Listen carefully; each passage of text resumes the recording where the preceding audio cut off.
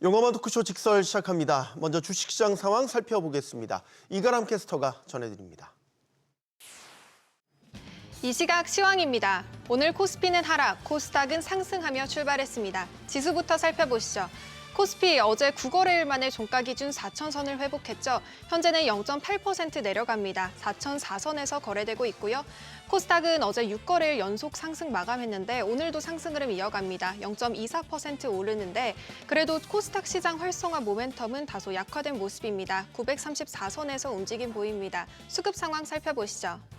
코스피 수급 상황 보면 어제까지는 이틀 연속으로 기관과 외국인의 쌍끌이 순매수가 돋보였는데요. 오늘은 정반대입니다. 외국인과 기관 동반 매도 우위 보입니다. 외국인 4,290억 원, 기관은 1,487억 원 팔아내고 있습니다.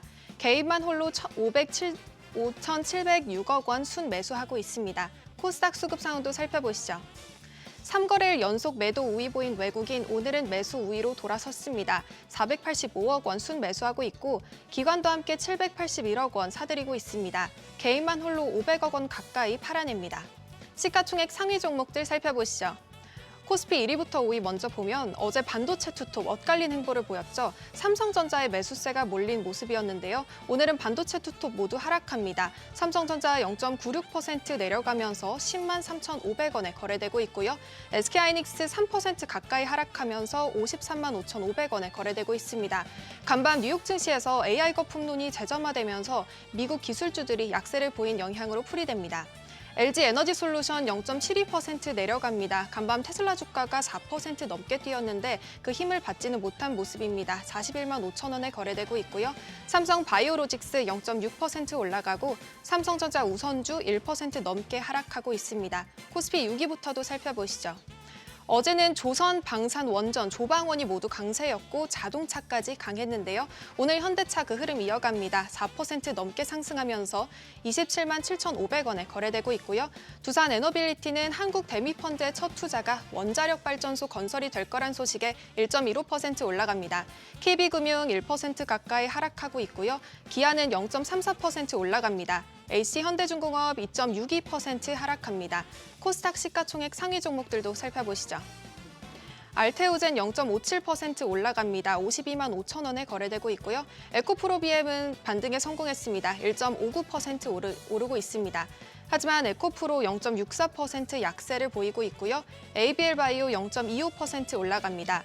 레인보우 로보틱스, 지금 로봇주 굉장히 강세입니다. 4.84% 오르고 있습니다. 트럼프 행정부가 로봇 산업 촉진을 위한 행정명령을 준비한다는 소식에 로봇주들이 전체적으로 강세 보입니다. 코스닥 6위부터도 살펴보시죠. 어제는 6위에서 10위까지 모두 하락불을 켰는데요. 오늘은 코오롱 티슈진과 HLB만 하락세 보입니다. 리가켄바이오 5.17% 오르고 있고요. 코오롱 티슈진 0.36% 내려갑니다. 펩트로는 보합, HLB는 0.21% 내려갑니다. 삼천당제약 0.44% 강세 보이면서 22만 6천 원에 거래되고 있습니다. 특징 종목 살펴보시죠. 로봇주가 강세입니다. 트럼프 행정부가 로봇 산업 개발을 가속화할 거란 보도가 나오며 강세인 건데요. 인공지능에 이어 로봇 산업을 차세대 전략 사업으로 지목하면서 전폭적인 지원에 나설 움직임을 보이고 있습니다.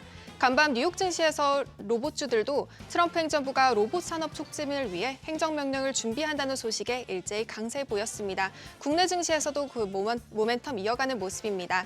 레인보우 로보틱스 5% 가까이 상승하고 있고요. 한라캐스트 15% 넘게 상승, 하이젠 R&M도 6.32% 강세 보입니다. 다음 특징 종목으로 넘어가 보시죠. 올해 하반기 신규 상장 종목들이 강세입니다.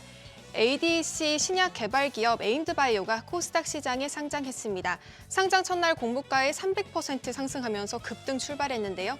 에임드바이오는 앞서서 일반 투자자 청약에서 올해 코스닥 상장 기업 중에 최대 규모의 증거금 기록을 세우기도 했습니다. 현재 300% 오르면서 4만 4천 원에 거래되고 있습니다.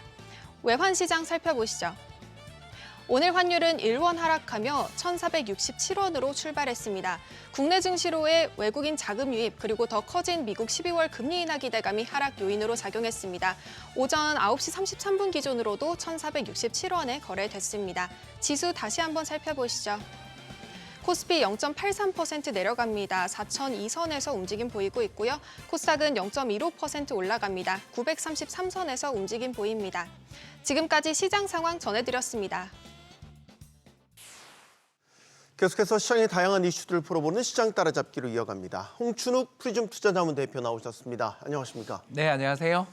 간밤 민간 고용 지표가 나왔는데 시장 예상과 달리 둔화됐어요. 네, 네. 이제 금리 결정 일주일 앞으로 나가왔습니다. 그러면 인하 쪽에 좀 더 한 스텝 더 다가가는 지표가 나온 거 아닌가 싶은데요. 예, 일단 뭐 금리 인하 안 하면 시장이 쇼크받을 상황이다. 이렇게 정리할 수 있겠습니다. 네네. 원체 이제 10월 말에 파월 의장님께서 12월 금리 인하는 확정된 거 아니다라고 이야기를 하면서 시장을 한 달 동안 사실 좀 변동성의 장세를 만들었다라면 최근 들어서서 이제 연준의 여러 이사들 뭐 보우던이라든가 윌러라든가 윌리엄스 같은 사람들이 차례대로 이제 금리 인하하자라고 이야기한 데 이어서 뭐 사실 이제 케빈 헤셋이 차기 연준 의장으로 거의 뭐 단독 후보 올라갔다라는 게 계속 보도가 나오고 있는 거고 네. 또 이 사람이 과거에 했던 이야기를 보면 굉장한 비둘기파라서 금리 인하 옹호론자로 예, 그래서 뭐 알려져 있죠. 그래서 이제 내년 5월에 취임해서 이제 6월 FOMC부터 결정권을 행사할 텐데 아마 뭐 그거 앞두고 금리 인하를 좀 해놓으면 이분 새로 간 사람이 편하지 않겠냐? 또 그 더 나가서 이제 트럼프 대통령이 파월 의장한테 계속 또 압박도 넣고 있는 분위기도 있고 이러다 보니까 경제 지표들이 최근에 이제 배드 이즈 굿 별로 잘 안 나오면 야 다음 주 금리 인하한다 이런 분위기가 조성되고 있고 어제도 보면 미국의 금리 인하에 대한 기대로 특히 그 러셀 2000 이게 말 그대로 그 중소형주들이 날아가는 걸 보면서 야 여기 뭐 금리 인하 기대가 굉장히 크구나 네. 그런 것들을 느낄 수 있었던 것 같습니다. 자, 이런 가운데 이제 돌발 변수처럼 등장한 게 일본이에요. 일본 중앙은행이 금리를 올릴 것처럼 중앙은행 총재가 이야기를 했어요. 그러니까 엔화 튀어오르고 채권 금리도 오르고 뭔가 반응이 일어나요. 그렇습니다. 최근 들어서서 일본이 이제 다시 관심의 핵이 된 게 작년 8월 8일 날짜도 잊어버릴 수 없다.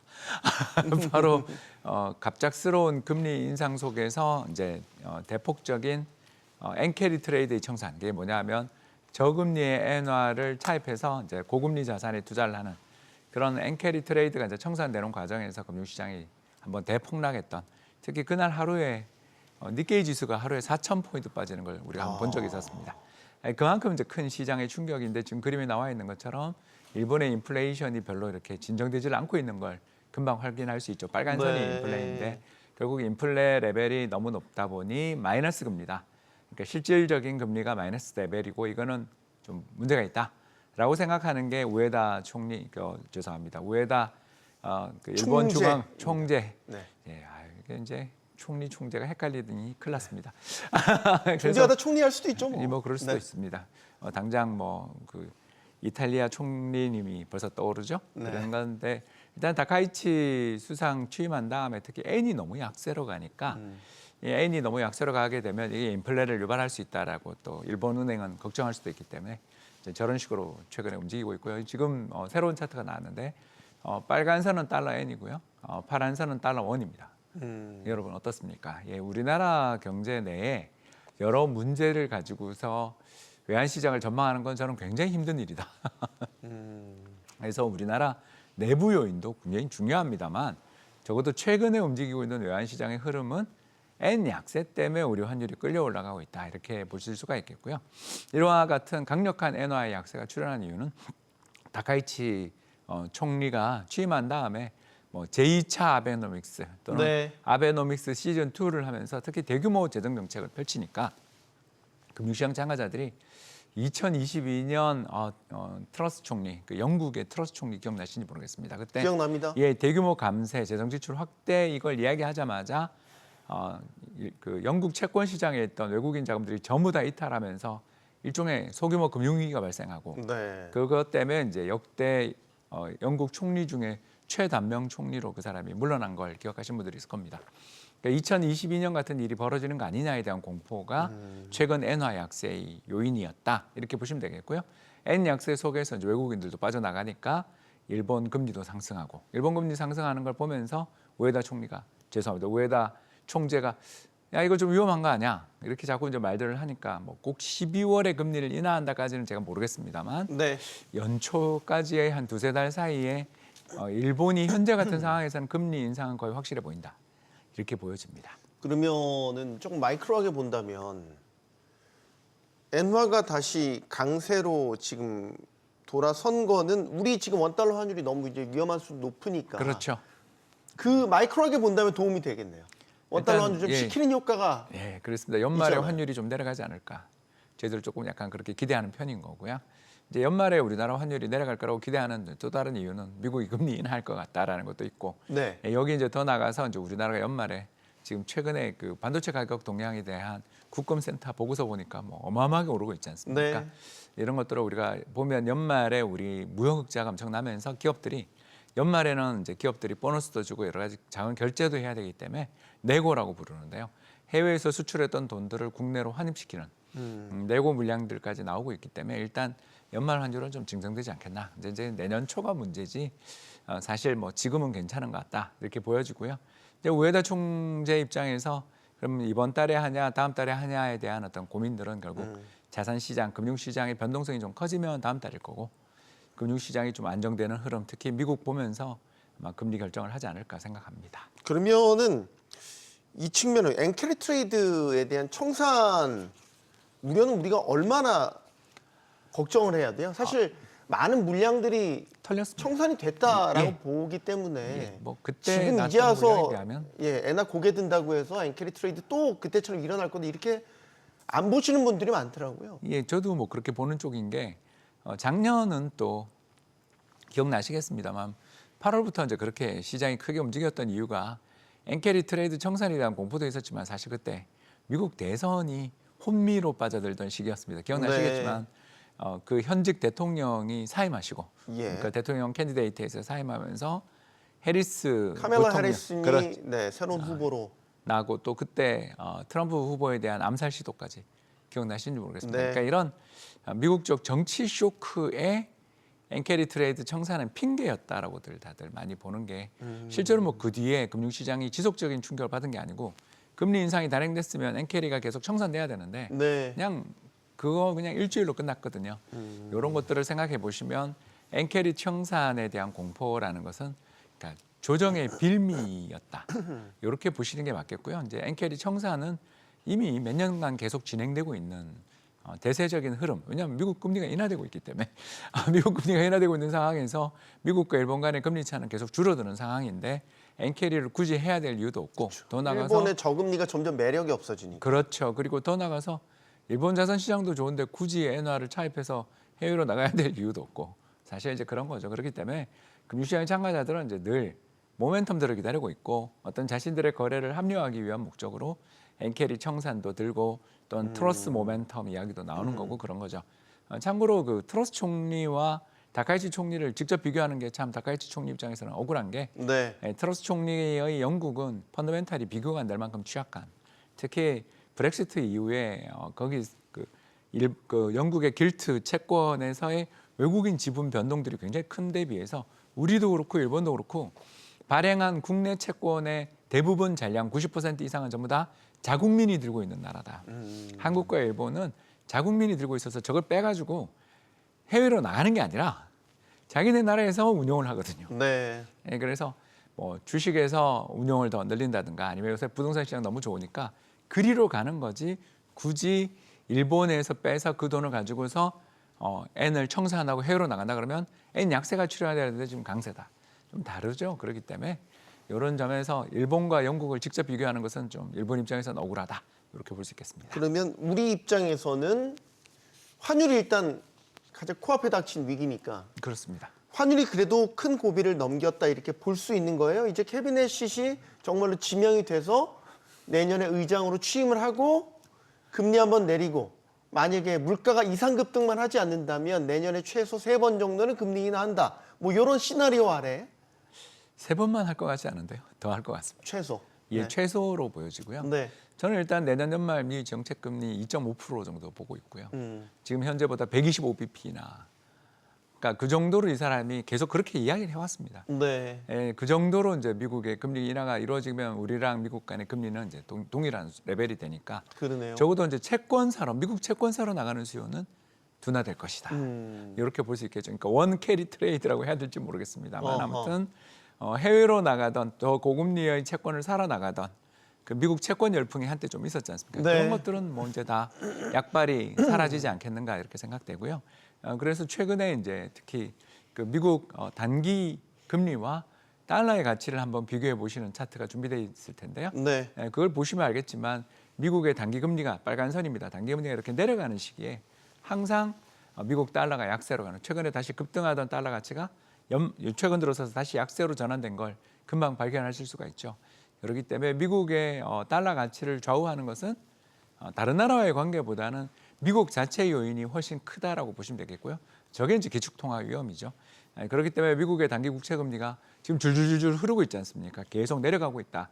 저기에 담겨 있는 거는 파월 의장님께서 목리를 좀 부리더라도 뭐 네. 예를 들어서 이번 금리 인하지만 1월 동결 뭐 예를 들어서 이제 이런 시나리오들을 우리가 많이 보잖아요. 네. 아니, 그렇게 하더라도 케빈 헤셋이 내년에 6월부터 금리 3번 연속 인하해 버리면 뭐 아무 상관 없잖아요. 그러니까 그런 이야기를 하고 있는 거죠. 그렇기 때문에 일단 달러의 약세에 대한 기대들이 상당히 크고, 달러 약세가 이제 출현하지만 10년물 국고 금리는 그렇게 많이 안 내려가는 거 아시죠? 첫 번째로 제가 준비해왔던 지금 그림인데 저 단기는 2년물이나 5년물을 2년이죠. 2년물. 2년이 이제 제일 정책금리에 크고, 지금 민감한. 그림에 나와 있는 것처럼 빨간 선은 2년물, 그리고 10년물은 파란 선인데 10년물하고 2년물 차이 스프레드가 굉장히 커지고 있죠. 그러니까 이게 이제 뭐냐면 장기물, 현재 저렇게 금리를 내려서 돈을 풀고 나면 먼 미래에 인플레이션이 발생하는 발생할 문제는 거다. 당신은 어떻게 할 거냐? 네. 이제 이런 거에 대한 걱정들도 좀 있어서 일단 미국 장기 금리는 안 떨어지는데 단기 금리 급락. 그러니까 제 입장에서 추천을 드리고 싶은 것은 10년물 국채 사야겠네요. 그 10년 밑으로. 그러니까 그냥 채권 우리나라에 가격 올라가는 걸. 그러니까 우리나라에서 그냥 이야기하자면 우리나라 국내 상품 이야기하면 좀 그러니까 IF 같이 5에서 7년 정도의 듀레이션 가지고 있는 채권들이 좋아 보입니다. 알겠습니다. 참고로 알아두시고요.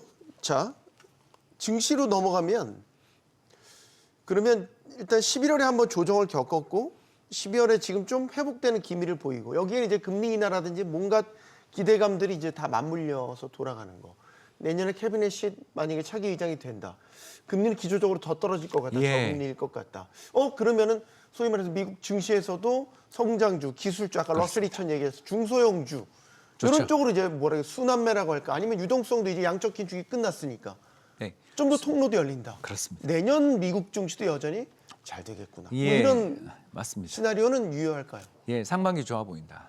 하반기는 이제 우리가 알 수 없고요. 네. 뭐 우리가 시장을 아무리 전망한다 해도 5, 6개월이 한계인데 6개월 안에 일단 헤셋 신임 총재가 딱 보이니까 일단 금융시장은 그 전에 반응한다 이렇게 네. 보실 수 있겠고요. 그래서 금융시장의 이제 밸류에이션을 갖다가 저희들이 뭘로 평가를 하냐 하면 PER의 역수. 그래서 지금 미국 PER이 한 20배 좀 넘어가는 그런 레벨이다 보니까 거기서 나오는 기대 수익률과 미 국채 금리 사이의 차이를 갖다가 저희들이 이제 밸류에이션을 역으로 계산을 한번 해보면 그게 바로 이제 일드 스프레드라는 것인데요. 네. 그래서 미국은 지금은 채권이 더 매력적인 구간이다. 그래서 제가 아까 단기채, 중기채 좋다 그랬죠. 그래서 저 파란 막대기가 마이너스에 있다라는 자체는 주식보다 채권이 더 매력 있어요라는 레벨을 뜻합니다. 그런데 이제 아까 제가 말씀드린 것처럼 정말 정책 금리가 지금부터 125bp 인하된다면, 그러니까 이번에 25bp, 네. 내년에 100bp 인하되는 강세장이 나오면 저 파란 막대기가 플러스로 다시 가겠죠. 왜냐하면 금리가 떨어지니까. 금리 떨어지게 되면 미국 주식이 더 매력 있는 레벨로 가게 되는 거죠. 그렇기 때문에 지금 상당히 2000년 IT 버블 붕괴 이후에 가장 지금 주식의 매력이 떨어져 있는 주식 버블 리스크가 굉장히 큰 상황인데 2000년에는 무슨 일이 있었냐면 금리를 연준이 6.5까지 인상했고 지금은 2.5까지 내리는 상황이라는 게 그때와의 차이라서 불안합니다. 분명히 주식을 지금 저 가격에 사야 되냐에 대한 공포는 있지만 금리 내려주면 그게 또 뭐가 문제냐라고 말할 사람들도 분명히 나오는. 그러니까 논란이 있을 때는 시장이 괜찮거든요. 근데 한 방향으로 모두 쏠려가 버리면 시장이 진짜 위험해지는데 지금은 일단 주식시장 버블에 대해 가지고 뭐 예를 들어서 마이클 버리가 계속 버블이라고 그러고 있잖아요. 그런 거를 이야기하는 사람들에게 네. 마이크가 주어지고 그 사람들의 동조하는 사람들이 아직 있을 때는 심각한 버블이라고 보기는 어려운 여건이고 여기에 만일 금리 인하까지 기름을 붓는다라면 일단 연말장 내년 초까지는 금융시장 분위기가 좋아질 여지가 있다 이렇게 보는 거죠. 약간 한번 쉬고 싶은데 억지로 또 멱살 잡고 끌고 가는 느낌이 들기도 하는데 저 그래프가. 코스피는 그러면 우리 시장도 미국과 어느 정도 같이 결을 같이 한다고 보면 뭐 예를 들어 기술주 성장주 이런 거 본다면 우리도 반도체를 중심으로 한 예. 또 한 주도주, 번의 예. 랠리 혹은 맞습니다. 우상향 기조가 다시 한번 또 살아나지 않을까? 조심스럽게 질문을 또 드려봅니다. 예, 주도주를 떠나기가 무섭다. 그러니까 시장이 큰 조정이 올 거라고 다들 기대는 하는데 네. 방금 이야기하신 것처럼 안 온단 말입니다. 기다려도 조정은 오지 않고 미국은 순환매, 오늘은 소형주가 오르는 날. 그런 식으로 움직여버리잖아요. 그렇기 때문에 금융시장의 참가자 입장에서 참 불편합니다. 일단 밸류에이션을 보면 우리 주식시장이 좀 오버슈팅 돼 있기 때문에 조정받고 갔으면 참 좋겠는데 미국장이 그냥 멱살 잡고 끌어올리는 지금 그림에 나와 있는 것처럼 PBR 밴드인데요. 네. 주당 순자산 가치 대비해서 우리가 이제 1.2배 넘으면 팔아라라는 콜들을 과거에 되게 많이 했습니다. 예, 그랬는데 지금 1.2를 넘어서 있는데도 불구하고 팔아라 콜이 잘 안 나오지 않습니까? 네. 왜? 이제 뭐 물론 이제 우리나라 코리아 디스카운트를 해소하기 위한 정부의 정책도 있지만 일단 내년 기업 이익이 좋아진다면 저런 밸류에이션의 박스권을 돌파할 수 있는 거 아니냐? 이제 이렇게 전망하는 사람들이 늘어나는 거죠. 그래서 당장 뭐 반도체부터 시작해서 내년 이익 전망들이 가파르게 상향 조정되면 뭐 굳이 PBR 1.2에 연연할 필요가 있냐? ROE가 높아지는데 기업의 수익성이 높아지니 1.4까지 열어둬야 된다. 그러면 6천이거든요. 네. 네, 그렇기 때문에 지금 시장이 사실 뭐 비싼 듯하지만 여력은 남아 있는. 그러니까 아까 미국이랑 너무 비슷하죠. 비싸지만 뭐 금리 인하되고 미국은 금리 인하, 우리는 반도체 이렇게 이익 전망 좋은데 이 둘로 일단 과거에 비해서는 좀 올리자. 과거의 밸류에이션 자체는 안 돼. 새로운 시대가 왔다. 뉴 노멀이 왔다. 이렇게 우길 수 있는 그런 장이다. 이렇게 보고 있습니다. 네. 최근에 이제 이런 분석도 있었죠. 위험 선호 심리가 다시 살아났다. 그렇죠. 뭐 최근에 이제 반등을 보고 이제 이런 분석들, 뭐 비트코인 가격이 오른 것도 그렇고. 그러면 이제 저희가 홍 대표님 나오면 항상 이제 대체 자산으로서 금은 질문을 많이 드렸는데 요즘에는 은이 다시 또 주목받고 있고 맞습니다. 금은동이 아니고 은금동의 시대다. 이건 제가 붙여본 겁니다. 잘하셨습니다. 감사합니다. 예, 저 은이 굉장히 매력 있죠. 왜 매력 있냐면요. 그 역사적으로 한 100년의 배율 트로이 온스 레이쇼라고 부르는데요. 저희들이 네. 그런 거를 비교해 보면 금은 정말 잘 달렸는데 은은 사실 이제야 1980년 고가를 넘었거든요. 그만큼 잃어버린 거의 한 45년을 겪었던 그런 자산이기 때문에 은이 충분히 갈 수 있다. 이거에 대해서 저는 동의하는데 다만 한국에 상장돼 있는 걸 좀 추천을 못하는 게 아쉽다. 왜냐하면 환해지돼 있고요. 일단 두 번째가 ETN이라 상장의 기간이 남아 있는 그런 상품들이지 않습니까? 네. 그래서 저는 뭐 SLV 그렇죠. 좋아합니다. ETF는 안 되겠네. 이제 금속이니까. 예, 그래서 이제 특히 그 선물도 있고 그러니까요. 그러니까 아시는 것처럼 이런 이제 그 원자재 상품 선물들은 아직 미국이 3.75% 고금리이기 때문에 캐리 코스트라고 하는데 다음 월물로 계속 갈아타는 데 따르는 비용들이 커요. 그래서 원자재에 대해서 저희들이 투자할 때 선물은 미국 금리 높을 때는 좀 별로다. 그리고 환해지에 대해서 저희들이 늘 좀 싫어하는 이유는 아니 환율 방향성이 어디로 갈지를 뭘 알고 환해지를 거냐. 그 비용만 계속 드는데. 도박하듯이 배팅해야 되는. 그러니까 미국이 금리가 너무 높으니까 환해지 코스트가 굉장히 높거든요. 지금. 그런 점들을 생각해 본다라면 결국 미국 상장돼 있는 ETF들. 뭐 굳이 이야기하면 IAU나 SLV 좋아한다. 이렇게 네. 말씀을 드리고 싶습니다. 연말이니까 아마 올해가 가기 전에 홍 대표님이 한 번 더 나오실 것 같은데 그러면 이제 연말 산타랠리 기대하시는 분들도 있고 이제 내년 준비하시는 분들도 이제 있을 것 같단 말이죠. 네. 요럴 때 어떤 조언 내주시겠습니까? 뭔가 포트폴리오 대방향 전환이냐 아니야 올해와 비슷한 판도로 갈 거라고 본다면 예, 저는 이제 또 미국이 더 좋아 보입니다. 네. 네, 작년 이맘때 이제 나와서 미국 주식보다는 한국 주식이 더 좋다라고 외친 몇 명 안 된 사람 중에 하나잖아요. 특히 제가 골드 좋아한다고. 네. 그 크게 올해는 골드다, 아니, 내년은 골드다 그렇게 이야기했는데 이제 지금 골드도 너무 많이 올랐고 아까 은에 대해서 우리도 이야기 나눌 정도로 골드가 너무 많이 올랐고 한국 증시도 굉장히 매력적인 레벨은 벗어나서 이제 저평가라고 말할 수는 없고 이제 뉴 노멀이냐 아니냐를 탐색해야 되는 시기인데 비해서 반대로 우리나라 금리 인하는 이제 거의 끝난 것 같고 반대로 미국은 금리 인하가 시작되는 것 같고 이런 점들을 생각하면 이제 저는 다시 이제 저는 제 포트폴리오의 기준에서 미증시 축소한 걸 한국, 금, 중국에 넣어라라는 게 올해 내내 포트폴리오 전략이었다면 내년에는 이제 한국, 중국, 금에 대해서 너무 오버웨이트이 올해는 컸으니까 네. 이거 다시 중립으로 돌리고 미증시가 전 세계 시가총액에서 70% 정도를 차지하는데 지금 우리 포트폴리오는 5대 5였지 않냐. 이건 이제 다시 미증시가 저는 더 매력 있다 쪽으로 조금 바꾸고 있습니다. 미국에 너무 많이 투자하면 환율 오를까 봐. 아이 그건 뭐 정부가- 올해 내내 올랐으니까 이제 정부가 내년에 걱정하는데. 내년에 좀 진정되지 않을까. 왜냐하면 아까 말씀드린 두 가지 요인, N 약세가 좀 진정되는 거 그리고 미국 금리 인하가 있기 때문에 일단 저는 올해는 한국 주식 계속 오버웨이트를 부르짖었지만 이제 내년에는 우리 한국 증시에 대해서는 중립 대신에 반대로 미국은 올해 줄였던 거 좀 늘려야 된다 이렇게 보는 입장입니다. 알겠습니다. 프리즘 홍춘욱 프리즘 투자자문 대표와 함께했습니다. 고맙습니다. 감사합니다.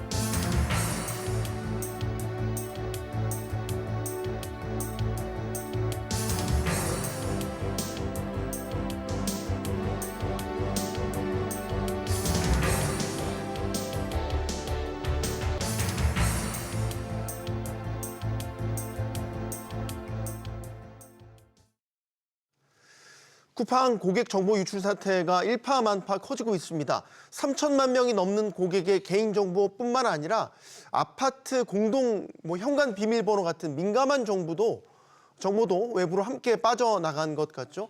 자, 쿠팡은 국내 이커머스 업계 1위입니다. 빠른 성장세를 보이고 있지만 이번 사태로 정보 보호에 얼마나 취약한 구조를 갖고 있는지 여실히 드러났습니다. 올해만 SK텔레콤, KT 같은 이런 굵직한 업체에서 정보 유출 사고가 잇따르고 있는데 고객 정보가 범죄 조직의 먹잇감이 될 수 있는 만큼 같은 일이 반복될 것을 막는 방법은 무엇인지 대책이 시급해 보입니다. 자, 오늘 함께해 주실 분들 소개해드리겠습니다. 동국대 국제정보보호대학원 황석진 교수 나오셨고요. 리더스 인덱스 박주근 대표, 또 건국대 경영학과 김준익 교수 나오셨습니다. 안녕하십니까? 네, 안녕하세요. 안녕하세요. 용어만 토크쇼 직설은 SBS 비즈 뉴스 앱과 유튜브에서 실시간으로 시청하실 수 있습니다. 쿠팡 사태가 걷잡을 수 없이 커지자 정치권에서도 나섰습니다. 국회에서 긴급 현안 질의를 열고 쿠팡을 향해서 질타를 쏟아냈습니다. 관련 목소리 듣고 본격적인 토론 시작하겠습니다. 돈은 대한민국에서 벌고 채용은 중국인하고 이익은 미국에 가져가고 나스닥에 상장했잖아요. 쿠팡은 궤도 루팡 된 지 오래입니다. 쿠팡 대관이 지금 언론 보도만 놓고 보더라도 40~50명가량 됩니다. 회장이나 사장 출석, 증인 출석이 될 때는 득달같이 국회로 달려와서 출석 못하게. 네, 정말로 강한 질타가 쏟아졌던 현안 질의 현장 모습 보셨는데 정보 유출이 일어나고 나서 바로 인지한 게 아니라 몇 달 지나서 인지를 했고 지금 이제 계속 오리무중 상태로 간 거는 노출된 정보에 대해서도 쿠팡 최초 설명과 다른 정황들이 또 계속해서 나타나고 있고 말이죠. 일단은 이 쿠팡 이커머스 업계 1위 업체지 않습니까? 몇 달이 지나도록 모르고 있었다는 것도 사실 납득이 가지는 않거든요. 현재 상황 어떻게 보십니까, 교수님? 원래 이제 최초에 이제 6월 달부터 이런 이제 사태가 계속 발생이 됐고, 그리고 네. 이제 최근에 와서 그 사태가 있고 난 다음부터 한 5개월이 지나서 이런 사태를 감지했다고 해요. 그런데 제일 문제는 뭐냐면 그 최초에 발생했을 때 내부 통제 시스템이라든가 어떤 접근 통제 그리고 모니터링 시스템이 상당히 그 부재했었다라는 부분을 좀 말씀드릴 수 있는데, 그 보안의 가장 기본적인 것은 무엇이냐면 데이터가 외부로 나가는 것이냐 안 나가는 것이냐 이런 것이 중요한 것이 아니라 트래픽을 실질적으로 구분을 해서 이 많은 데이터가 실제 나가지 않더라도 작은 데이터라고 하더라도 고객 정보가 그냥 담겨 있으면 이런 정보를 암호화한다든가 이런 식으로 해가지고 외부로 내보낸다든가, 아니면 그런 그 정보 자체가 외부로 나가는 것에 대해서 실질적으로 왜 나가야 되는지 그 원인 경위를 정확하게 확인했어야 되는 이런 그 내부 관리 부실, 뭐 이런 부분이 가장 지금 문제가 되고 있는 것입니다. 주먹구구식으로 관리됐다고 보시는 근데 거의 뭐 건가요? 그 통제라든가 뭐 감시 체계가 이루어지지 않았다, 예, 모니터링 자체도 아예 없었다, 뭐 이렇게 볼 수가 있는 것이죠. 우리가 상식적으로 보면 우리 만약에 회사 그만두면 퇴사할 때 출입증 같은 거 다 반납하잖아요. 그렇죠. 네. 이 정보 담당자였다고 알려져 있죠. 지금 유출한 장본인 이제 중국 국적의 전 직원인데, 보통 이렇게 되면 우리가 정보 접근 권한 같은 것들은 반납하는 게 일반적인 거 아닌가 싶은데. 일반적이죠. 지금 쿠팡에서 좀 비겁한 게 뭐냐면 네. 사실은 이 직원에게 모든 걸 떠넘기는 식으로 지금 접근하고 있는 게 저는 첫 번째 비겁한 것이고, 생각해 보면 일반 기업들이 이분이 개발자라는 이야기예요. 네. 개발자가 과연 정보를 다 볼 수 있느냐? 저는 없다고 보입니다. 지금 정보에 의하면 이제 보통 보안의 단계를 보면 첫 번째가 토큰 단계인데, 이분은 토큰 정도를 다루는 개발자였어요. 그러면 사실은 그 뒤에 2단계 보안 등급이 더 있거든요. 네. 그까지 접근하지 못하는데 지금 쿠팡에서는 이 사람 때문에 정보가 굳이 노출이란 말을 써서, 유출이 아니고 유출은 형사법에 걸리니까요. 노출이란 말을 써서 이 중국인 개발자에게 다 떠넘기고 있고, 저는 더 큰 문제가 뭐냐면 이분이 12월에 퇴사했어요. 작년 12월에. 네. 그런데 지금 정보 유출된 거는 지난 5월부터 유출됐다는 이야기거든요. 5월부터 11일까지 6개월간. 그러니까 12월에 퇴사한 개발자가 5월부터 그 11일까지 유출했다는 건데, 이 모든 책임을 내부망도 엉망이라는 것도 숨겨놓고, 그리고 정보도 노출이란 말로 또 숨기고, 그리고 더 큰 문제는 그 책임을 이 개발자에게 다 떠넘긴 것 자체가 쿠팡의 무책임이 좀 도를 넘었다, 이렇게 볼 수 있는 거죠. 네. 여러 가지 측면에서 쿠팡이 지금 속된 말로 욕을 먹고 있습니다. 이게 쿠팡 정도의 매출 40조 넘는 회사지 않습니까? 이 정도 정보 관리밖에 안 됐었나? 실망감이 굉장히 큰 것 같아요, 교수님. 그러니까요. 이게 지금 쿠팡 정도의 규모의 회사가 이 정도의 보안 관리가 허술하고, 그리고 또 퇴사자가 지금 최근에 지금 이어서 나오는 기사들을 보게 되면은 네. 퇴사자들이 퇴사하고 나서도 그 사내 메신저, 그러니까 거기 쿠팡 같은 경우에는 사내 메신저를 이제 슬랙이라는 이제 메신저를 쓰는데, 네. 퇴사하고도 몇 달 동안 심지어 권한이 계속 남아 있었다는 거거든요. 그러면 그 안에서 이후에 팀원들이 얘기하는 모든 내용들까지도 다 들을 수가 있다는 거예요. 그래도 쿠팡 같은 경우에는 내국인만 있는 게 아니라 이번 사태도 말했겠지만 외국인도 상당히 많이 있어요. 네. 또 자국으로 돌아가서 경쟁사라든지 다른 데 충분히 이어서 근무를 할 수가 있는 거고, 지금 이런 사태뿐만 아니라 파생돼, 저는 이해가 안 되는 게 슬랙 같은 경우는 보통 이제 계정이 파괴되면 바로 끝나는 거거든요. 네. 근데 퇴사자들이 그런 슬랙조차도 접근이 가능했다는 거는 퇴사자 뭐 단순히 그런 보안 담당자뿐만 아니라 계정조차도 제대로 처리하지 못했다는 얘기밖에 되지가 않습니다. 그럼 문제가 된 이번 중국 국적의 이 전 직원도 그렇지만 또 다른 비슷한 사람이 있을 수도 있겠네요. 그렇게 그만큼 지금 관리가 주먹구구식으로 됐다면. 그러니까요. 그러니까 수면 위로 지금 드러난 건 이거지만, 네. 지금 수면 위로 아직 드러나지 않은 게 정말 얼마나 많은지 아직 감도 잡히지가 않습니다. 네. 원래 이제 기업 보안의 이제 핵심은 뭐냐면 그 기본 중에 기본이 퇴사자에 대한 권한의 관리예요. 실제 퇴사를 하게 된 모든 권한을 회수한다든지 네. 아예 못 쓰게 만들어 놓는다든지 이래야 되거든요. 그 쉽게 얘기하면 이제 회사를 다니다 그만두면 자기 출입증이 있을 거 아니겠습니까? 네. 사원증 뭐 갖다 대고 들어올 수 있고 막 그런데 퇴사하는 날 그렇게 되면 반납을 하던가 아니면 반납을 가지고 집에 가져간다 그러면 그 출입증에 대해서는 당연히 못 쓰게 만들어놔야 되는 거잖아요. 근데 이제 그런 조치가 전혀 없었던 거죠. 그러니까 원래 이 보안의 가장 기본적인 핵심이 뭐냐면 내부 보안부터 좀 자리를 잡아야 되는 부분이에요. 그래서 내부자가 실제로 퇴사했으면 모든 권한을 박탈하고 심지어는 그 날짜로 이 회사 사내 메일도 그 삭제를 시켜버려야 되는 거예요. 근데 그런 부분을 계속 방치해놨고, 그리고 또 이번 퇴사자 같은 경우는 업무 자체가 인증키 모듈을 개발하는 개발업자였어요. 뭐 개발하는 직원. 뭐 네. 이렇게 되다 보니까 아무래도 회사 내부의 어떤 시스템을 정확하게 다 알고 있었던 거죠. 근데 뭐 한간에는 뭐 이 해고에 뭐 불만도 있었다 뭐 이런 얘기도 계속 나오는데 정확한 뭐 사실 경위는 확인해 봐야 되겠지만 작년 10월 말로 그만두고 올해 이제 6월 달부터 이제 이슈가 지금 계속 발생이 됐는데 그걸 쿠팡이 전혀 모르고 있었던 이런 상황이잖아요. 그러다 보니까 내부 통제라든가 내부 관리에 대한 그 허술한 부분이 고스란히 아주 적나라하게 드러나는 이런 사태가 아닐까 이렇게 생각이 되는 겁니다. 쿠팡이 최초 그 유출 사실을 공지하면서 표현을 이상하게 썼어요. 정보 유출이 아니고 노출. 그 다음에 고객 정보에 대한 무단 접근. 유출과 노출 비슷한 말 같은데 다른 뜻이잖아요. 이걸 왜 이렇게 썼을까요? 상당히 다릅니다. 네. 지금 개인정보보호법에 따르면 이 유출에 대해서는 형사처벌, 과징금 부과, 손해배상 책임 이 세 가지 지도록 되어 있습니다. 그런데 이게 노출이 되면 해당 정보를 삭제하거나 차단하는 등의 필요한 조치만 하도록 되어 있습니다. 그러니까 쿠팡 입장에서는 형사 책임을 질 것이냐 아니면 그냥 뭐 보안 정도로 할 것이냐의 문제이기 때문에 굳이 이렇게 유출이란 말을 안 쓰려고 하고 노출이란 말을 쓰고, 그리고 우리가 아까 얘기했던 그 중국 그 개발자들에게 책임을 떠넘기는 요 제스처를 계속 취하고 있는 것 같습니다. 그런데 지금 나오는 정보를 보면 이거는 노출이 아니라 유출이 분명한 것 같고, 이 정도 정보가 빠졌다는 것은 쿠팡에서는 그 차이 때문에 계속 그 주장을 하고 있는 것 같습니다. 네. 그러니까 그냥 단어의 뜻을 살펴보면 노출이었으면 보이긴 했는데 나간 건 아닌 거잖아요. 유출이 이제 나간 거고. 그러니까요. 근데 지금 나갔잖아요.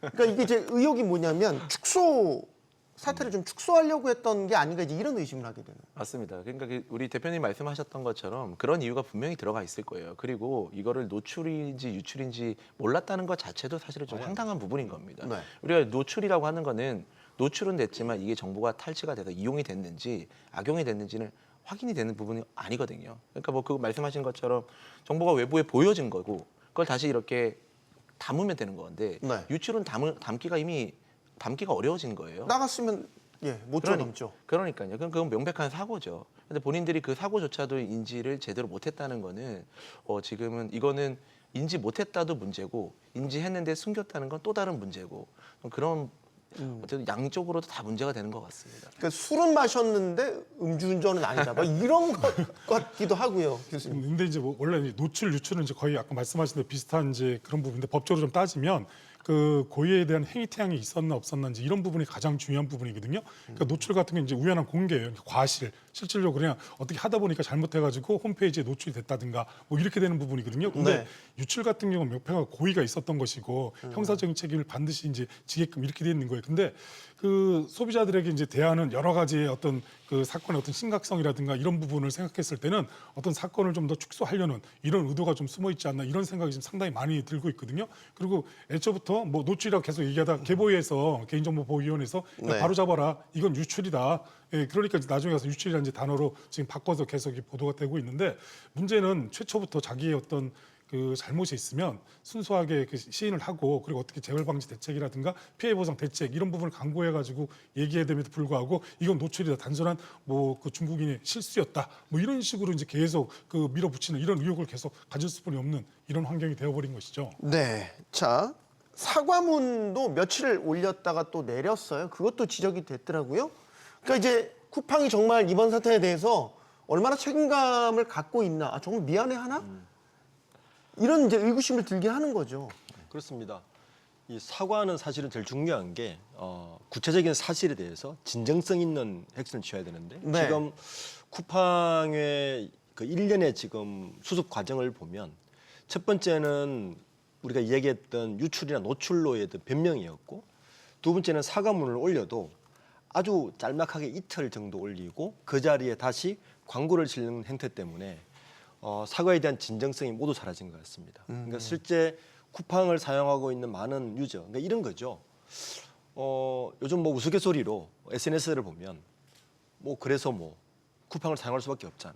너희들은 뭘 사용할 거야? 알리를 사용할 거야? 이런 식의 어떤 사고가 그대로 지금 뭐 여러 행태를 통해서 나타나고 있는 것 같아서 쿠팡의 어떤 기업 정신이 굉장히 아니하지 않나는 생각이 많이 들고 있습니다. 김주립 교수님은 어떻게 보세요? 사과문의 진정성이 안 담겨 있는 것 같다.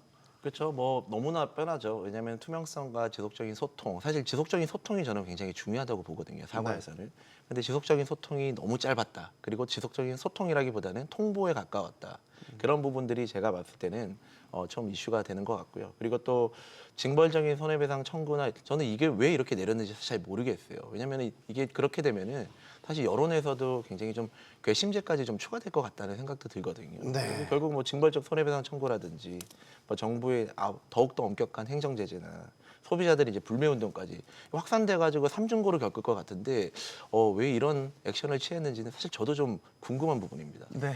이 쿠팡이 이제 원래 그 타이틀이 그거잖아요. 로켓 배송 뭐 네. 이런 거잖아요. 근데 이번 건 보면 이 사과문이 로켓처럼 지나갔다라는 부분을 아, 로켓 사과군요. 예, 로켓 사과죠. 실질적으로 사과문 로켓처럼 지나간 거잖아요. 이틀 만에 내리는 경우가 어디 있습니까, 세상에? 그렇네요. 예, 잘못했으면 그러니까 원래 로켓 배송인데 사과문도 로켓처럼 그게 확 날아갔다 이런 비판을 지금 계속 받고 있는 거예요. 그러니까 어떤 위기가 발생했을 때 이런 거에 대한 대응이라든가 이런 부분이 충분히 이루어져야 되는데 제일 중요한 건 그 대응하는 이 커뮤니케이션 자체도 상당히 부족한 부분이 상당히 많았다. 그래서 제가 봤을 때는 뭐 이게 신뢰하는데 시간이 좀 더 너무 좀 계속 오래 걸리지 않을까 이렇게 보고 있습니다. 그래서 지금이라도 어떤지 이 피해에 대해 발생한 규모라든가 사과 그리고 어떤 피해 구제의 방법 뭐 이런 부분을 공식적으로 베넷 광고를 올리든지 이렇게 해서 계속 노출을 시켜서 국민들로부터 다시 한번 신뢰를 받을 수 있는 이런 계기를 좀 마련해야지 그렇지 않고 지금처럼 뭐 사과문 올렸다가 2, 3년 휙 지나가면 진짜 로켓 네. 배송만큼 사과문 로켓이다라는 그 비난을 좀 피하기는 어려울 것 같습니다. 이미 늦지 않았을까요? 그런데 또 올린다고 해서. 네. 쿠팡에서 발생한 초유의 고객 정보 유출 사태와 관련해서 창업자이자 또 회사를 실질적으로 지배하고 있는 김범석 쿠팡 INC 이사회 의장에 대한 책임론도 커지고 있습니다. 관련 목소리 듣고 계속 토론 이어가겠습니다.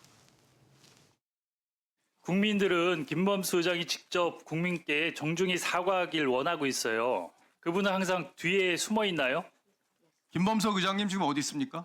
제가 한국 법인의 대표로서 끝까지 책임을 지고 사태가 조기에 수습될 수 있도록 최선의 노력을 다하겠습니다. 네, 한국명으로 김범석인데 또 범킴 이런 식으로도 부르더라고요. 김범석 의장이 직접 전면에 나서서 이번 사태에 대해 사과하고 책임을 져야 된다고 보십니까? 실질적인 주인이니까 그래야 되겠죠. 김범석 의장은 쿠팡은 지금 그 공정거래위원회 대기업 집단에 이미 소속돼 있습니다. 그런데 쿠팡이 대기업 집단에 소속될 때만 해도 굉장히 논란이 많았습니다. 왜냐하면 지금 동일인 지정을 하게 돼 있는데 네. 쿠팡은 동일인이 쿠팡 INC입니다. 김범석이 아니에요. 그러니까 그때부터 사실은 대기업 집단에 소속될 때부터 본인의 책임을 피하기 위한 행위가 시작되었죠. 반대로 이해진 의장, 네이버 이해진 의장은 지분이 굉장히 낮습니다. 그런데도 아직까지 동일인으로 지정돼 있거든요. 특히 이제 쿠팡은 지배 구조를 보면 현재 한국 쿠팡은 쿠팡 INC가 100% 지분을 가지고 있는데 네. 쿠팡 INC는 쿠팡 INC의 지분을 김범석 의장이 현재 그 8.8% 가지고 있습니다. 그러니까 1억 5천만 주 정도 들고 있는데 근데 미국은 차등 일격권이 있거든요. 그러니까 8.8%지만 29배의 차등 일격권을 행사할 수 있어서 실질적으로는 의결권은 73.7%를 가지고 있어서 네. 진짜 쿠팡의 완전 대주주죠. 그렇기 때문에 이 김범석 의장은 이번 사태에 대해서 좀 진정성 있는 사과를 하는 게 저는 맞다고 봅니다. 근데 이제 법적 책임은 없잖아요. 그렇죠. 없죠. 법적 책임은 없습니다. 예. 그분들 계속 피하고 있는 거죠. 김 교수님. 네, 그러니까 매출 90% 이상 한국 쿠팡이 나오잖아요. 네, 네, 근데 의결권 행사를 하고 네, 네. 근데 동일인 지정은 안 돼 있고 네. 그러니까 법적 책임, 공시 의무 같은 건 없고 그래서 지금 얘기 나오는 게 누릴 건 다 누리면서 책임만 피한다. 이런 비판이 나오는 거예요. 그러니까요. 이게 지금 원래 뭐 현대기업이 최근에 이제 소유와 경영의 분리 이렇게 대리인 이론 따져가지고 한다고 하더라도 지금 김범석 의장 같은 경우에 쿠팡의 구조를 보면은요. 네. 실질적으로 지배력을 다 행사하고 있거든요.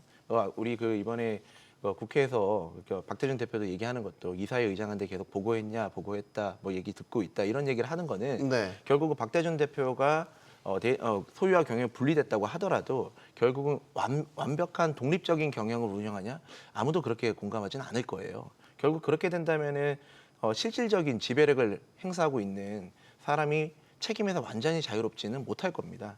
결국은 그런 최종 책임을 회피하기는 좀 어렵다는 거는 저는 그렇게 생각이 듭니다. 네. 언제쯤 모습을 볼 수 있죠? 일단 모습이라도 좀 봤으면 좋겠어요. 두문불출이거든요. 지금 대표도 어디 있는지 모른다는 거 아니에요. 그러면서도 어쨌든 실질적인 경영권을 행사한다라는 측면이 논란이 되고 있는 거고, 또 하나 논란이 된 건 전현직 임직원들이 지금 주식을 매도를 했는데 이 매도 시점이 이제 의심을 살 만한 시점이다 이거죠. 네네. 정보 유출이 있고 나서 있기 매도를 전에- 했는데 네네. 인지하기 전이다 지금. 네네. 그 얘기를 하고 있거든요. 이거 얼마나 신빙성이 있다고 이게 보십니까? 11월 18일자가 이제 정보 유출을 인지한 그 날짜라고 하는데 그 네. 대규모의 어떤 주식을 처분한 것은 11월 10일하고 17일이에요. 뭐 그러다 보니까 아무래도 그 미공개 중요 정보를 이용한 것이 아니냐. 뭐 여기에 대한 이슈가 지금 계속 그 언론으로부터 의혹 제기가 계속 발생이 되고 있는 거고요. 그래서 어제 이제 금융감독 원장이 미국 SEC하고 네. 직접적으로 조사를 한번 해보겠다 뭐 이렇게 얘기했는데 아무래도 지금 상당히 민감한 시기에 실질적으로 뭐 그게 미공개 중요 정보를 이용하지 않았다고 하더라도 그 상당히 도덕적으로 문제가 될 수 있는 소지가 상당히 크거든요. 그리고 그 11월 18일 알았다라고 이렇게 딱 얘기하는 것보다는 그 전에라도 이런 징후에 대해서 계속 조사를 하고 있었을 가능성이 상당히 높고, 그리고 또 그런 보고를 직접적으로 받는 이런 그 위치에 있었을 가능성이 상당히 크기 때문에 아무래도 미공개 중요 정보를 이용해서 주식을 대량으로 처분했다 이런 의혹은 피할 수 없을 것 같습니다. 박 대표님 어떻게 보세요? 이거 뭐를 해줘도 되죠, 이 정도면. 예. 손바닥으로 하늘을 가리려고 하는 건지 정말. 정보 이게 18일이지만 인지 사실이 18일이지만 우리가 아까 얘기했듯이 5월부터 11일까지 이미 내부적으로 몰랐을 수가 없다 보입니다. 이 정보를 알고 언론에 곧 터질 거라는 걸 예상하고 이건 주식을 판 거라 저는 100% 보입니다. 거기에다가 지금 담당자가 CFO예요. 네. 주식을 판 분이. 그렇죠. 네. 그랍 어난더 가장 중요 정보를 가장 많이 알고 있는 사람입니다. CFO고, 그리고 뭐 한 분은 전 부사장이긴 하지만 내부적으로 서로 정보를 공유하고 있다는 것 사실도 굉장히 모를 해야 됩니다. 그러니까 아까 이제 저는 김범석 회장이 언제 출석할까? 한 쿠팡의 사용자가 30% 이상 날아가면 저는 출석할 거라 보입니다. 그러니까 지금은 이렇게 보는 것 같아요. 이 사안을 우리 카카오 사태를 한번 다시 리마인드를 해보면 네. 카카오 사태가 터졌을 때 초기에 굉장히 뜨거웠다가 빨리 식었고 결국에는 이런 거죠. 카카오 입장에서 카카오 없이 어떻게 살 거야라는 입장이거든요. 예. 지금 쿠팡도 아마 그 상황으로 이 사태를 보지 않나. 대한민국 사람이 쿠팡 없이 일상생활이 가능해?라고 사태를 보지 않나라고 저는 보입니다. 그렇기 때문에 저런 모럴 해저드 같은 저런 주식 사전에 처분하고 이런 것들을, 그리고 김범석 회장은 출석도 하지 않는 것들을 하지 않을까로 저는 보입니다. 네. CF라고 하면 사실 회사에 말씀하신 1등급 정보들은 다 CF를 통해야 되는 거죠. 그럼요. 우리 회사 구조상 보면. 그럼요. 말이죠. 거의 그 돈이 들어가고 나가는 모든 의사결정은 당연히 CFO를 통할 수밖에 없고요. 가장 민감한 정보들은 기본적으로, 그리고 또 돈과 관련되지 않더라도 기업에게 이제 뭐 잠재적 리스크라든지 그런 모든 정보들은 CFO를 다 통하게 되어 있습니다. 그렇기 때문에 우리가 보통 앞에 C단어를 붙이는 거고, 그렇기 때문에 우리 C레벨들은 특히 내부자 거래 금지에서 매우 민감하게 저희가 접근하고 있는 부분이거든요. 그런 부분이 참 황당한 부분이죠. 지금 이제 걱정은 정보 유출이 됐고 이 유출된 정보에 상당히 민감한 정보들이 있어서 2차 피해가 어떤 식으로 나타날까 지금 그 걱정하잖아요. 여러 이제 개인들은 대처들을 이제 나름대로 많이들 하시더라고요. 비밀번호, 결제 비밀번호 바꾼다라든지 아니면은 뭐 통관 부호 이걸 재발급 받는다. 이렇게 하면 일단은 급한 불은 끌 수 있습니까? 어떻습니까? 네, 이제 과거에는 이제 개인 정보를 맡겨놓으면 그 기업에서 알아서 잘 관리해주겠거니 이렇게 했었는데 이제 믿지 못해요. 지금은 이제 전혀 못하니까 자기가 네. 나서서 해야 되는 이제 이런 부분이 상당히 있는 거예요. 특히 이번에 이제 그 유출됐다고 하는 이런 그 이 정보의 범위를 보면 성명, 거기다가 뭐 전화번호, 주소, 이메일, 거기다 공동 현관 비밀번호, 거기 플러스해서 개인 통관 부호까지 지금 이슈가 지금 계속 되고 있지 않습니까? 네. 근데 개인 통관 부호는 그 서로가 이 해외에서 직구를 이제 통관할 때 주민번호 대용으로 쓰는 이런 그 표시 장치예요. 그러다 네. 보니까 어떤 밀수를 한다든가 아니면 해외에서 자기도 모르게 그 임의적으로 뭐 물건을 송부한다든가 이럴 때 그 사용될 수 있는 악용할 소지가 상당히 많은 거거든요. 그렇기 때문에 보이스피싱만 주의할 것이 아니라 이거는 그 해외에서 자기를 대상으로 해가지고 어떤 악의적인 마음을 가지고 어떤 뭐 마약을 보낸다든가 아니면 뭐 불법 어떤 물건을 보낸다든가 이런 데 상당히 악용할 수 있기 때문에 그 통관부호라든지 아니면 뭐 공동현관 비밀번호라든지 이런 거는 변경하는 게 어떤 이런 피해를 좀 더 최소화할 수 있는 뭐 계기가 되지 않을까 이렇게 보고 있습니다. 중국 쇼핑몰에서 한국 계정 판다는 그런 게시글도 올라왔대요. 5,000원에서 4만 원 정도 그렇죠. 판다. 이거는 그러면 이미 지금 돌고 있다? 이렇게 봐야 되는 건가요? 이번 사태를 두고 우리가 캄보디아 사태를 한번 예를 들면 이런 얘기를 합니다. 요즘 범죄 집단이 요 캠 관련해서 범죄의 ROI가 대폭적으로 폭발적으로 높아졌다 이야기합니다. 이게 무슨 말이냐면 범죄를 정밀하게 할 수 있다는 이야기입니다. 예를 들면 지금 쿠팡이 나간 정보를 가지고 어떤 일을 할 수 있냐 예를 들면 배송 패턴을 가지고 당신이 언제 집을 비우는지 알 수 있습니다. 아, 배송 패턴. 그리고 네네. 구매 내역을 가지고 소득 수준을 알 수가 있습니다. 그리고 주문 품목을 가지고 우리의 가족 구조를 알 수가 있습니다. 그리고 어떤 약을 먹는지를 보고 건강 상태까지 알 수가 있어요. 그러니까 이 정보를 가지고 기존의 스캠 정보보다 훨씬 정밀하게 범죄를 저질 수 있기 때문에 그래서 이쪽에 업계에 있는 사람들은 범죄의 ROI가 높아졌다고 이야기합니다. 굉장히 무서워졌죠. 예. 원래 이제 범죄자 입장에서 보면 이번 사태는 종합 선물 세트나 마찬가지예요. 그 지금까지는 단순하게 뭐 성명, 뭐 전화번호 이 정도만 알고 있었는데 그런 부분을 그 SKT 사태, KT 사태, 롯데카드 사태 뭐 여러의 어떤 정보유출 사고가 상당히 많았잖아요. 거기에 실질적으로 확증을 해주는 그러니까 이 쿠팡 같은 거 어떻습니까? 오프라인으로 배송 가는 거잖아요. 그러니까 뭐 SKT라든가 뭐 KT 뭐 이런 거는 그 대부분 다 메일이라든가 이런 걸로 자기의 어떤 이용된 명세서라든가 이런 걸 받을 수 있지만 네. 실제로 쿠팡 같은 거 현장에 직접 가서 배송하는 거잖아요. 그러니까 이만큼 최적화되어 있는 정보가 어디 있어요? 이런 최적화되어 있는 정보를 가지고 있고 거기에 그 말씀하신 대로 뭐 최고의 뭐 그 최근에 그 자기가 구매했던 이력 뭐 이런 부분 그리고 개인 통관 부호 뭐 이런 부분을 다 갖고 있다 그러면 정말 우리가 이제 그 보이스피싱 얘기하는 스피어 피싱에서 타겟팅, 작살 피싱 뭐 이렇게 얘기해가지고 완전히 그 사람에 대한 맞춤형 그 보이스피싱을 할 수가 있는 것입니다. 그러다 보니까 이 정보가 상당히 심각한 것이죠. 이 정보 유출 사태가.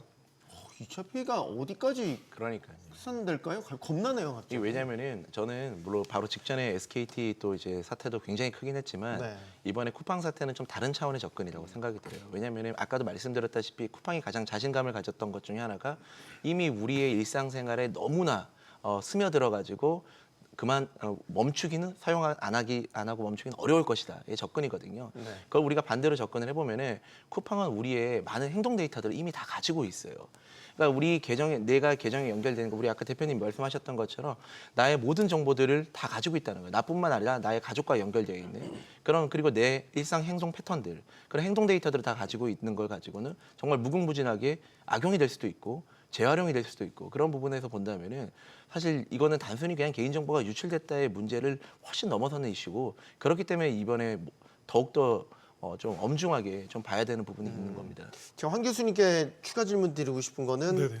쿠팡이 최초에 유출됐다고 알린 정보는 예를 들면 뭐 이름, 주소지 뭐 이런 것들이에요. 네네. 근데 민감한 더 정보를 결제 정보라든지 로그인 정보 같은 것들은 유출 안 됐다고 했어요. 네네. 근데 지금 속속 올라오는 뭐 게시글 온라인상의 게시글이나 정황 제보 이런 것들을 보면 지금 결제 정보도 노출된 것 같은 그러니까 해외에서 쿠팡용으로 썼던 카드가 뭐 몇백만 원이 결제됐다 이런 소식들도 지금 전해지고 네네. 있거든요. 되게 의구심이 커요. 만약에 결제 정보나 로그인 정보까지 노출된 거면 또 완전히 양상이 달라지는 거죠. 그렇죠. 이게 완전히 틀려지는 것이고 애초에는 이제 그 안내문을 통해서 결제 정보는 빠지지 않았으니까 안심하셔라. 안전하게 보호되고 있습니다. 뭐 이렇게 이런 식으로 해서 썼죠. 이제 노티가 이렇게 왔는데 문제는 뭐냐면 최초의 인지 시점을 여러 가지 뭐 정황이 있는데 쿠팡에서 인지한 시점이 내부적인 이거보다는 회원이 민원을 제기해서 확인되지 않은 결제가 있었다.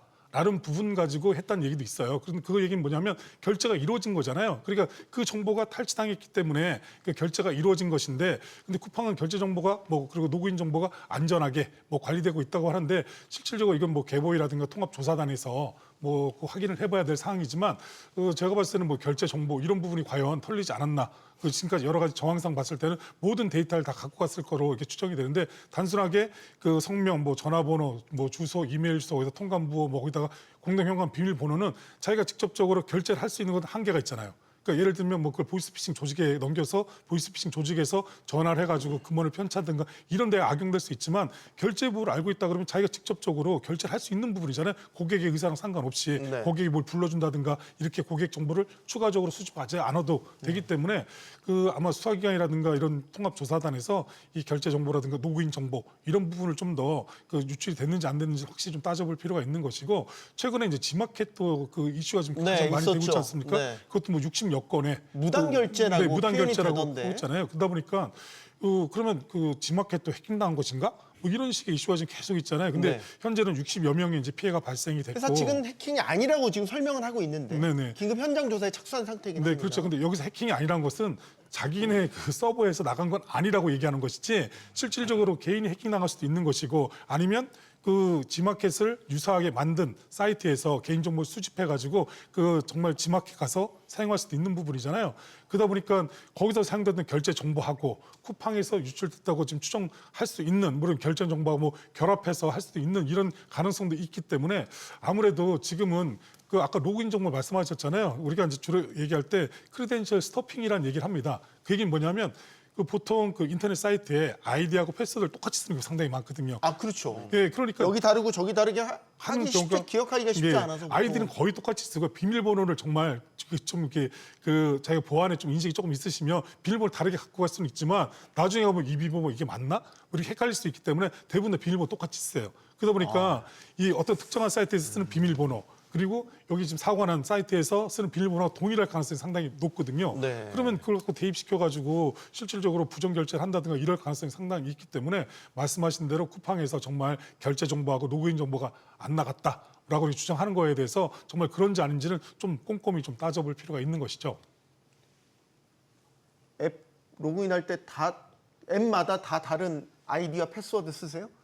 저는 솔직히 다 똑같이 써서 지금 갑자기 저도 걱정이 확 되는데 황 교수님 말씀 들으니까 이렇게 되면 다른 유출된 정보와 이번 사태가 다 연결이 될 수도 있겠군요. 뭐 제가 상상 그려보자면 예를 들어서 SK텔레콤 통신사를 쓰시는 분이 쿠팡을 이용하면서 롯데카드로 만약에 결제카드로 등록했으면 어떻게 해요? 세 개의 분모가 만들어지는 거 아니에요? 네. 이거를 간단하게 볼 사안이 아닌 것 같습니다. 일단 사태가 굉장히 확산되고 있습니다. 이재명 대통령까지 나서서 쿠팡을 질타하면서 과징금 강화를 직접 언급하기도 했습니다. 이 대통령의 발언 들어보고 다시 오겠습니다. 처음 사건이 발생하고 5개월 동안 회사가 유출 자체를 파악하지 못했다는 게 참으로 놀랍습니다. 이 정도인가 싶습니다. 해외 사례들을 참고해서 과징금을 강화하고 징벌적 손해배상 제도도 현실화하는 등 실질적인 또 실효적인 대책에 자, 이번 조사 결과가 나오고 그 조사 결과를 바탕으로 예를 들어서 제재 방안들이 이제 강구되겠죠. 이제 과징금이 얼마나 될까 이 부분도 관심이에요. 네. 조 단위의 과징금을 부과받게 될 것이다. 이런 전망도 나오던데 어떻게 보십니까? 현행 과징금은 3%, 매출액의 3%가 지금 최대 과징금인데 네. 이번 SK텔레콤 사태를 보면 SK텔레콤이 지난해 매출이 12조 7,700억이었거든요. 네. 그래서 이제 단순 산출해 보면 최대 3천억 정도가 SK텔레콤 과징금을 받을 것이라고 했는데 네. 이번 지지난달에 어떻게 결정됐냐 하면은 1,348억 원으로 결정됐습니다. 그러니까 전체 과징금이 3%가 아니라 한 1% 정도 했는데 지금 쿠팡 같은 경우는 올해 그 3분기 매출이 12조가 넘었으니까 올해 전체 매출액이 한 36조 정도 보면 그럼 3%면 한 1조 정도. 그래서 1조라고 얘기를 하는데 우리가 뭐 익히 알지만 쿠팡에 4급 이상 고위 공무원들이 한 44명 정도 들어가 있다고 그러죠. 네. 그러니까 4대 그룹 다음으로 많은 곳이 쿠팡인데 이분들이 왜 들어가 있겠습니까? 이런 일이 발생하면 다시 행정 소송하고 이런 소송을 통해서 또 줄이는 역할 할 거기 때문에 이제 SK텔레콤보다 더 심하면 아마 1%보다 많은 2% 정도를 하면 그러면 전체 한 6천억 정도. 만약에 3% 맥스로 가면 1조 정도 과징금 예상됩니다. 이게 미국은 이런 사건이 만약에 터지면 징벌적 과징금이 부과된다고 하는, 그러니까 기업이 아예 문을 닫아야 될 정도. 네, 네. 우린 너무 솜방망이 아니에요, 그러면? 그러니까요. 우리는 일단은 과징금이 높지도 않고 그리고 또 그렇게 된다고 하더라도 기업들이 대부분 그걸 바로 수용하지는 않거든요. 바로 뭐 소- 행정소 제기해서 감경 사유를 막 만들고 하겠죠. 그러니까요. 그래서 어제 국회에서 보니까 황정하 의원이 박대준 대표한테 물어보더라고요. 과징금 소송 없이 그냥 바로 수용할 거냐 그랬더니 우리 대표님이 이런 계속 이렇게 말이 흐렸군요. 그게 뭐겠습니까? 우리 대표님 말씀하신 것처럼 사실 좀 안타까운 게 뭐냐면은 쿠팡 같은 경우에는 다른 빅테크 기업과 비교했을 때 글로벌 빅테크 기업과 비교했을 때 너무나 정보 보안에 투자하는 금액이 적었어요. 실제로 보면은 거의 전체 매출 대비 0.2% 정도 수준이거든요. 네. 보통 이제 아마존이나 그런 다른 이커머스 기업들이 1%를 유지를 하고 있고 알리바바조차도 한 1.67% 정도를 유지하고 있습니다. 그러니까 너무나 적은 투자도 하고 심지어 하물 미국의 JP모건조차도 1% 이상 계속 유지하고 있거든요. 네. 우리나라 기업이랑 비교해봐도 카카오나 SKT나 다른 우리나라 빅테크 기업들이랑 비교해도 너무나 미비한 수준인데 오히려 대관 업무에는 그렇게 집중을 많이 하고 있다는 거는 결국 이번에 말씀드린 과징금이 나왔을 때 적극적인 대응을 할지 안 할지는 잘은 모르겠습니다만 좀 네. 하게 되면 또 다른 문제점이 좀 나오지 않을까 싶습니다. 쿠팡이 업계에서 알려줄 대로 알려졌지만 사업계를 비롯해서 국회, 정부 주요 요직에 있던 사람들 대거 영입해가지고 국정감사 때마다 증인 채택 안 되게 하려고 온갖 로비를 많이 한다. 이건 사실 주지 알려진 사실입니다. 근데 이제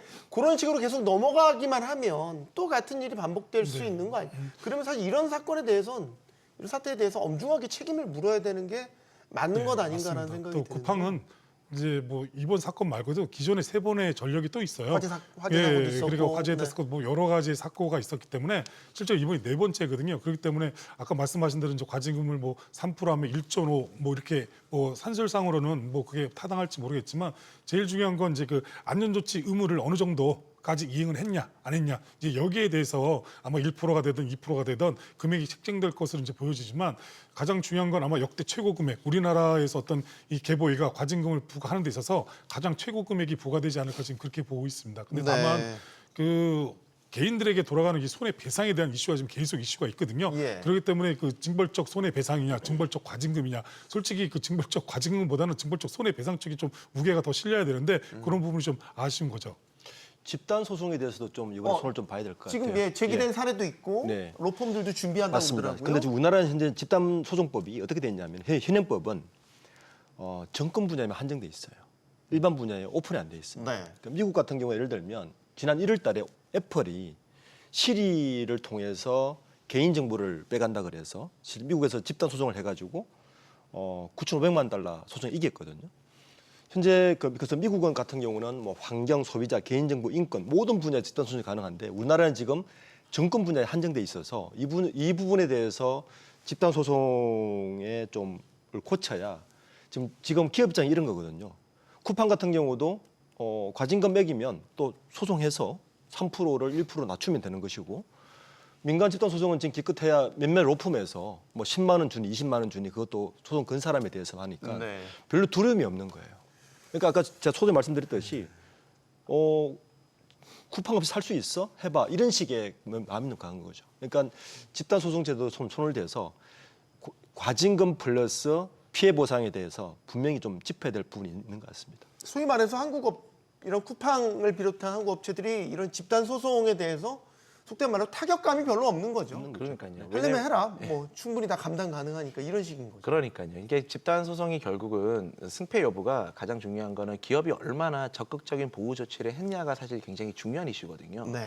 근데 이게 소송하는 우리 고객 입장에서는 완전히 정보의 비대칭 싸움을 하고 있는 거예요. 기업 입장에서는 우리 내부적으로 얼마나 많은 정보 보호를 했는지를 자기들이 만들어가지고 할 수가 있는 거지만 소비자는 결국은 피해 받은 부분의 입장에서 기업이 얼마나 충분한 보호 조치를 했는지를 입증해 나가야 되는 과정이기 때문에 너무나 정보의 비대칭 싸움을 하고 있기 때문에 보통 대부분이 기업이 좀 유리한 입장으로 많이 마무리가 되는 것도 있고 플러스로 우리 일단은 다집단에서 움직이다 보니까 좀 지치는 거죠. 소송이라는 게 결국 좀 긴 싸움이다 보니까요. 그래서 보통은 집단 소송 같은 경우는 기업에게 상당히 유리하게 국내에서 많이 끝났는데 이번 사태는 좀 이제 좀 범국민적인 이슈기도 하다 보니까 네. 좀 향후에 우리가 지속적으로 좀 지켜봐야 될 것 같습니다. 이게 저희가 이제 그 개인정보 유출과 관련된 집단 소송 사례인데, 네, 보시면 아시겠지만 그렇게 큰 의미가 없을 정도의 판결이 나왔습니다. 원고 패소한 경우도 있었고 배상 판결을 받는다고 하더라도 뭐 1인당 10만 원 정도의 기업 입장에서 그렇게 타격감이 없는. 네, 이제 그 기업에서 보면 이제 금전적인 그 책임을 지는 게 세 가지가 있습니다. 하나는 이제 과태료가 있고요. 그러니까 뭐 24시간에 신고를 해야 되는데 그 안에서 부담하는 과태료, 네. 그다음에 지금 이슈가 되고 있는 과징금, 그리고 이제 소비자 입장에서 봤을 때 손해배상 이 세 가지가 있는데요. 지금 그 집단 소송이라든가 이런 부분은 이제 손해배상에 대한 이슈거든요. 근데 원래 이제 손해라는 것은 두 가지로 나눠집니다. 하나는 이제 일반적인 손해가 있고 하나는 특별 손해 이 두 가지가 있어요. 그러니까 일반적인 손해는 뭐 누가 이게 때렸으면 병원 가서 치료받는 거, 네. 뭐 갔다 왔다 갔을 때 뭐 교통비, 뭐 이런 부분 그리고 휴업 일수에 대한 보상 이런 부분 통상적으로 확인이 되는 손해는 일반 손해라고 이렇게 얘기를 해요. 근데 이제 여기에 다투는 건 이제 정직적인 위자료에 대한 부분은 이게 가늠할 수가 없잖아요. 근데 이걸 이제 특별 손해라고 이렇게 얘기하는 거거든요. 네. 그렇기 때문에 집단 소송을 한다 그러면 원래 이제 법에는 그 손해액의 5배까지 그 손해배상을 해줄 수 있게끔 이렇게 돼 있긴 하지만 그 손해는 일반적인 손해에 국한하는 경우가 상당히 많습니다. 그래서 자기가 직접적으로 피해를 당해서 그걸 입증을 해서 내가 피해본 게 맞다. 그러니까 예를 들면 뭐 쿠팡에서 정보 유출된 걸 가지고 보이스피싱을 당해서 뭐 돈을 갖다 보냈다. 그러면 이 손해가 발생한 거잖아요. 근데 이게 쿠팡에서 정보가 유출돼서 발생한 건지 아니면 뭐 SKT에서 유출돼가지고 발생한 건지 이런 부분을 자기가 입증할 수가 없잖아요. 그러니까 그 실효성이 좀 떨어지는 것이고 그러면 그 지금 뭐 2014년도에 카드 3사 정보 유출 사건 났을 때 가장 기본적인 판결이었는데 그때는 대부분이 다 10만 원. 네, 이제 어떤 배상을 받긴 했습니다. 근데 네. 문제는 그때도 뭐냐면 소송한 사람들만 받았어요. 그렇죠. 우리 법은 그렇죠. 네, 그러니까 미국이라든가 해외 같은 경우에는 이 피해를 본 사람 중에 한 명이라도 승소를 하게 되면 나머지 다 물어주는 어떤 대세적인 효과를 가지고 있거든요. 그러니까 우리나라도 그 어떤 피해자 입장, 어떤 소비자 입장에서 피해를 봤다 그러면 꼭 집단 소송을 하지 않더라도 네. 피해가 발생한 건에 대해서는 일정한 금액을 부담하게끔 전체를 다 이렇게 가는 게 좋고 저는 그 개인정보법을 좀 개정해야 되지 않나 이런 생각이 들어요. 예를 들면 이런 거 지금 뭐 그 자기의 권리를 주장하는 사람한테만 그 실질적으로 배상을 해주는 것이 아니라 네. 그냥 이런 사고가 발생했으면 정보 주체들에게 50만 원 미만 범주 내에서 그 배상을 해줘라. 그리고 그거에 대해서 뭐 계보회가 정하든지 누가 정하든지 간에 그 특정한 금액 이하로 이렇게 그 정해놓고 배상을 해주라고 한다 그러면 그 실질적으로 소송을 하지 않더라도 그 개인정보를 관리하는 쪽에서는 그런 부분을 갖다 좀 더 심각하게 생각해서 훨씬 더 그 보호장치라든가 안전장치를 하지 않을까 이런 생각이 듭니다. 자, 이번 정보 유출 사태 말고도 쿠팡과 관련해서는 사실 여러 크고 작은 논란들이 있었습니다. 그 중에 하나가 입점업체와의 관계, 갑을 관계라든지 입점업체들을 대상으로 한 여러 가지 약탈적 행위들이 논란이 되기도 했었는데 최근에 입점업체들을 대상으로 대법체 수준의 이 대출 금리를 책정해서 이런 부분들도 논란이 되고 있어요. 지금 나옵니다. 저기 책정한 금리입니다. 연 8.9에서 18.9 저 정도면은 네, 정말 대법체 수준이라고 봐야 돼요. 저게 상식적으로 온당한 겁니까? 저게 글쎄요. 이게 금융사도 아니고 대법체도 아닌데 입점업체들 대상으로 저렇게 한다? 쿠팡이라는 기업이 사실은 빅테크 기업으로 봐야 되는 거잖아요. 플랫폼 사업을 하고 네.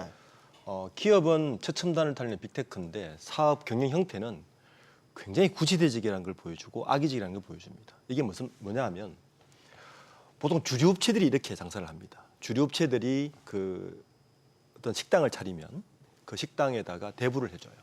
초기 자금으로 하는 것처럼. 지금 쿠팡 같은 경우는 네이버도 이걸 하긴 하는데 네이버는 좀 양상이 다릅니다. 네이버는 쇼핑의 입점업체가 매출, 반품률, 고객 정보를 다 토탈해서 이 정보를 금융사에 줍니다. 금융사가 신용평가를 해서 평균 5.9에서 12% 정도. 그리고 우량 기업은 한 4%대 정도로 하는 게 네이버도 이걸 하긴 하는데 쿠팡은 그냥 악의적인 게 은행권 이용이 어려운 업체에게 이걸 제시를 하는 거예요. 보통 이제 쿠팡 납품하는 소상공인들이 네. 대부분 어려운 경우 많을 거 신용도가 아닙니까? 낮겠죠. 네. 그 업체를 대상으로 한다는 게 이제 악의적이라는 겁니다. 그 업체가 은행을 어차피 이용 못하니까 우리를 이용하라고 약점을 건드려서 아주 고금리, 그러니까 14%에서 18.9%까지 주니까 이거는 제2금융권 시정대출보다 더 높은 금리로 봐야 되는 거죠. 그러니까 유통 플랫폼이라는 아주 우월적 지혜를 가지고 소상공인들을 아주 희롱하고 악의적으로 한 거기 때문에 이 쿠팡의 경영 방식에 굉장히 문제가 있다고 봐야 되는 거죠. 네. 이번 사태가 불거지고 나서 아까 제가 언뜻 다 말씀들 하셨지만 쿠팡이 왜 이렇게 소극적으로 대응하지? 축소하려고 하지? 이제 이런 것들의 기저에 그래도 쿠팡 못 떠날 거야. 이제 이런 생각을 하고 있다라는 거죠. 그 JP모건에서 비슷한 논조의 보고서가 나왔습니다. 개인정보 유출에도 쿠팡을 계속 쓸 것이다. 이거 이제 물론 주가를 판단하는 데 있어서 이런 식의 논조를 쓴 건데 이게 이제 쿠팡의 생각과 정말 다를 거냐 이런 생각을 하게 됩니다. 중요한 건 이번 사태에도 불구하고 쿠팡을 이탈하는 고객이 많이 없을까요?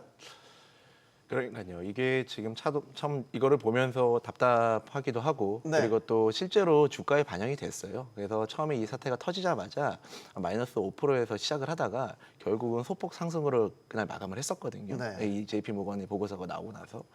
그러니까 그리고 이제 우리가 앞서서 계속 얘기했던 이 내용의 모든 전제와 기저에는 네. 그 쿠팡 입장에서도 그게 깔려 있을 겁니다. 그렇기 때문에 그런 액션들을 계속 취했을 거고 사과문 역시도 나왔다가 한 이틀이 올렸다가 다시 또 내려가지고 다시 또 이제 광고가 익혀오면서 광고가 돌아가는 거고요. 그러니까 좀 안타깝게도 제 시각에서 본다면은 단기적으로는 쿠팡 고객 이탈이 크게 일어나지는 않을 것 같아요. 왜냐하면 보통 우리가 플랫폼에서 다른 플랫폼으로 이탈이 되려면은 결국은 그 전환을 하는 시간이 좀 필요하거든요. 그 전환은 뭐냐면은 완벽한 대체제가 나와야 돼요. 완벽한 대체제가 없습니까 지금? 그러니까 아직까지 이런 배송 속도라든지 뭐 상품의 다양성 그리고 뭐 쿠팡 같은 경우에는 이번에 뭐 사실 통관 번호도 굉장히 좀 이슈가 된 건 뭐냐면 로켓 직구라고 해가지고 직구까지도 다 커버리지를 했단 말이에요. 네.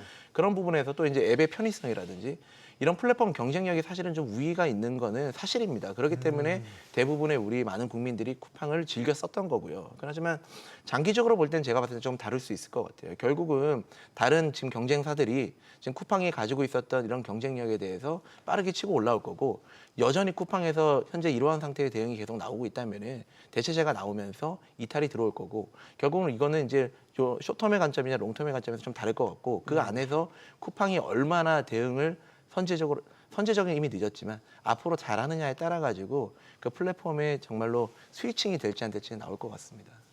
올해 그 4월 달부터 보면 올해 4월 달 SKT 사태가 이제 발생하고 난 다음에 지금까지 쭉 오지 않았습니까? 네. 근데 이제 SKT 사태가 이제 발생할 때는 KT라든가 다른 통신사는 많이 갈아탔어요. 네. 그러다가 중간에 그 6월 달, 7, 8월 달 이렇게 지나고 난 다음에 또 KT 사태가 발생했잖아요. 그러니까 KT 사태가 발생하니까 SKT라든가 뭐 이런 쪽에서 넘어온 사람들이 다른 쪽을 찾는 것보다 그냥 뭐 쓰지 뭐 이런 식의 이제 그런 게 상당히 많은 이런 그 좀 심리적인 이런 부분도 좀 있는 것 같아요. 그래서 이 쿠팡 사태가 이제 발생하고 나니까 말씀하신 우리 김 교수님 말씀하신 대로 어떤 대체제가 있으면 바로 이제 갈아탄다든가 뭐 이렇게 해야 되는데 뭐 그래도 뭐 다른 게 쓸 데가 없지 않냐. 저도 오늘 아침에 쿠팡 주문했습니다. 예, 저도 쿠팡 회원이지만 그런 이제 보면 대체제가 없다는 거, 뭐 이런 부분, 그런 부분이 가장 그 이 다른 곳에 선택의 여지가 없다는 것이 어떤 소비자 입장에서 봤을 때는 좀 울며 겨자 먹기 식으로 어쩔 수가 없다 이런 표현이 좀 더 맞지 않을까 이렇게 보여집니다. 거대 플랫폼의 무서움이네요. 그렇죠. 하나 들어가면 빠져나오기 힘든. 맞습니다. 뭐 실제 일반인들 그러니까 맞벌이를 하는 많은 가정에서 아마 새벽 배송이 없으면 굉장히 불편한 분들 많을 거예요. 이 부분을 대체할 일단 대체제가 없는 것이고 저는 JP모건의 리포트를 보면서 굉장히 조금 자존심도 좀 상했는데 네네. 어떤 부분이냐면 첫 번째는 이해해요. 우리가 이야기했던 사실상 대체 불가능한 시장 지위를 가지고 있다. 이건 이해합니다. 두 번째가 굉장히 뼈아픈데 뭐라 그러냐면은 한국 소비자들의 낮은 데이터 유출 민감도라고 짚었습니다. 이게 굉장히 JP모건에서 한국 사람들에 대해서 이 개인정보 유출에 대해서 둔감하다는 이야기 아닙니까? 이 부분이 굉장히 저는 좀 자존심 좀 상했는데 이번 기회에 저는 이번 기회를 또 놓치면 계속 이런 일이 발생할 수밖에 없다. 대체제가 나오더라도 그 기업들도 똑같은 일이 발생할 수밖에 없다고 보기 때문에 정부 단위나 민간 소비자 그리고 집단 소송 여러 경로를 통해서 강력한 경고를 해야 됩니다. 그래서 하나만 빠르게 네, 말씀드리면 결국 이제 쿠팡 같은 경우에는 사실 또 나오기 어려운 구조가 뭐냐면 단순히 이커머스 플랫폼이 아니에요. 뭐 경영 전략적 관점에서 보면 사실 쿠팡은 상당히 이거 서비스의 기획을 잘 짠 겁니다. 왜냐하면은 쿠팡뿐만 아니라 쿠팡 아이디만 있으면은 쿠팡 플레이라든지 쿠팡 이츠라든지 그러니까 다양한 그 앱 연속적으로 다 연계적으로 이용을 할 수가 있거든요. 네. 결국은 슈퍼앱의 모델을 하고 있다 보니까 더욱더 우리가 종속이 되는 거예요. 스포츠 좋아하는 사람들 쿠팡 플레이 없으면은 보기 힘든 구조 이렇게 나오다 보니까 결국은 대체제가 분명히 저는 안 나오진 않습니다. 우리나라에 많은 대안들도 있고 대체제도 있지만 당장 현재 시점에서 이 사태 때문에 모두가 나오겠다 이거는 좀 어려울 거고 다만 이거를 얼마나 잘 처리하느냐에 보고 그리고 또 경쟁사들이 얼마나 빠르게 움직이느냐에 따라서는 충분히 스위칭도 일어날 수도 있기 때문에 저희가 좀 계속 좀 지켜봐야 될 것 같습니다. 요즘에 이제 쿠팡 회원을 이제 탈퇴하는 걸 탈팡이라고 하더라고요. 네. 저는 탈팡했습니다. 근데 탈팡 과정 자체가 쉽지 않더라고요. 탈팡한다니까 괜찮으시겠습니까? 이런 혜택이 있는데 다시 한번 생각해보자면 한 몇 단계를 거쳤어요. 실제로 이게 한 6단계 걸쳐야. 그렇죠. 가입할 때는 탈퇴할 금방 수- 됩니다. 이거 좀 간단해요. 가입할 때 금방 너무 되고. 발목 잡는 거 아닙니까? 이 단계 그런데 너무 이제 복잡해요. 다시 한번 트라이 어겐 그래서 다시 한번 생각해. 정말 이래도 괜찮을 거야. 우리가 서비스 더 줄 건데 걱정하지 마. 뭐 이런 식으로 회의책을 계속 쓰는 거죠. 그러니까 한 번 잡은 고객은 절대 놓치지 않게끔 하는 이런 부분이. 그리고 이번에 쿠팡 사태도 보시면 어떤 문제가 있냐면 4년 전에 탈회했음에도 불구하고 그 정보가 유출됐다는 거 아니에요. 그러니까 고객 정보를 관리하는 데 있어서 아니 4년 전에 탈회했으면 실질적으로 다 삭제되고 없어져야 되는 부분이잖아요. 근데 그럼에도 불구하고 그런 정보가 계속 보유하고 있으면서 마케팅 정보라든가 뭐 이런 부분을 하려고 계속 준비하고 있었다는 얘기뿐이 안 되는 거거든요. 그러니까 이 지금 아마 탈회하셨다고 그래도 그 정보가 바로 삭제되지 않을 거예요. 제가 봤을 때 좀 더 이렇게 길게 네. 가져가면서 그쪽에 다른 또 마케팅 용도로 뭐 활용할 가능성도 좀 있다고 보여지는 것이죠. 아니 어제 그 국회에서 그 박준수 대표가 되게 재밌는 답변을 했어요. 뭐냐면은 그 국회의원 한 분이 질의를 했어요. 그래서 전체적인 우리 그 정보 유출 중에서 휴면 계정이 있을 거 아닙니까? 네. 휴면 계정이랑 탈퇴 계정도 포함되어 있냐? 포함되어 있는 것 같다. 그럼 얼마나 되냐? 그건 모른다. 이런 황당한 답변을 하더라고요. 그러니까 뭐 의도적으로 답변을 그렇게 회피한 건지 네. 정말 몰라서 그랬는지 모르겠지만 지금 우리 교수님 말씀하셨던 것처럼 결국은 탈퇴했던 장기간 휴면돼 가지고 처리된 것들도 이미 본인들이 DB에서 보유하고 있었다는 얘기이기 때문에 이거는 저는 좀 심각한 문제가 아닌가 싶습니다. 이번 정보 유출 사태에 대응하는 쿠팡 측의 태도가 소비자들의 더 큰 분노를 낳고 있죠. 정보 유출을 노출이라 하고요. 사과문은 또 며칠 만에 내리고 쿠팡의 실질적 경영권을 행사하는 김범석 의장은 두문불출하면서 모르쇠로 일관하니까요. 그래도 쿠팡 쓸 거라고 생각하는 오만함일지 모르겠습니다. 유니클로가 그런 식으로 대응했다가 전 국민의 불매 운동 쓰나미를 맞았던 것 분명히 기억하시기 바랍니다. 용감한 토크쇼 직설 마치겠습니다. 여기는 모든 경제가 보이는 SBS 퀴즈입니다. 시청해주신 여러분 고맙습니다.